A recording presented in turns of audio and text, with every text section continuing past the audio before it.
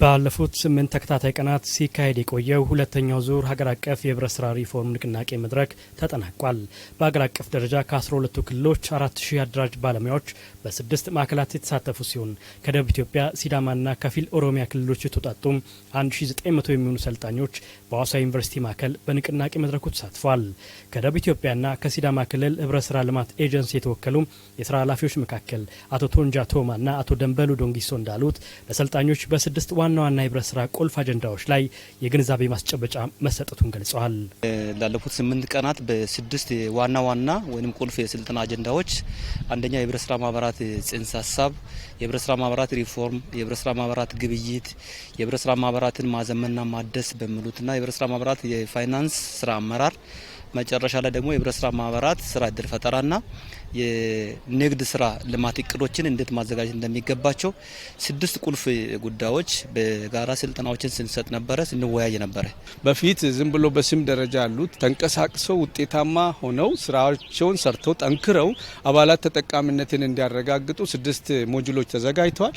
በ6ቱ ሞጁሎች ወደ 20 ክፍል ላይ በቂ አዋይ ተመድቦ እኛ በማስተባበር ደረጃ እንገኛለን። በቀጣይም ከአደራጅ ባለሙያዎች ከዚህ ቀደም የሚስተዋሉ ችግሮችን በመለየት ህብረት ስራ ማህበራት ውጤታማና በሀገር ኢኮኖሚ ላይ አዎንታዊ ሚና እንዲጫወቱ የማድረግ ኃላፊነት እንደሚጠበቅባቸውም ገልጸዋል።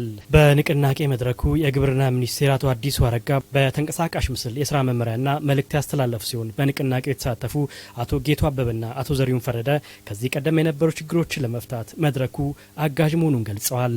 ከዚህ በፊት የነበረው ክፍተቶችን ብዙ ነገር ለማሟላት ራሳችን አነሳስተን ጥረት የምናደርግበት ነገር ነው ያገኘ ነው።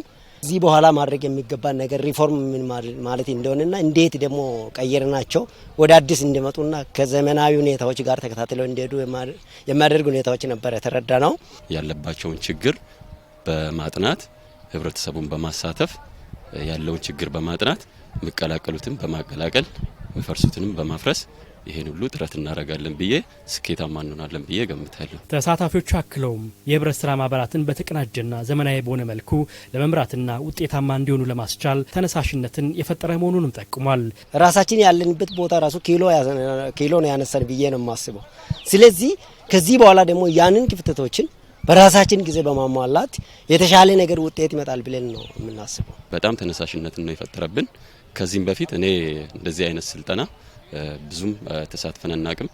ከላይ ያሉ አካላት ብቻ ናቸው እንደዚህ አይነት ስልጠናዎችን የሚሳተፉት። አሁን ከስር ያሉት ባለሙያዎች ደግሞ እንደዚህ አይነት ድጋፍ ሲያገኙ የበለጠ ይበረታታሉ፣ ስራውም ይጠነክራል ብዬ ገምታለሁ። በንቅናቄ መድረኩ ለተሳተፉ አደራጅ ባለሙያዎች የምስክር ወረቀት የተሰጠ ሲሆን በቀጣይ ዓመትም 3ኛው ዙር የንቅናቄ መድረክ ቀጥሎ እንደሚካሄድም ለማወቅ ተችሏል።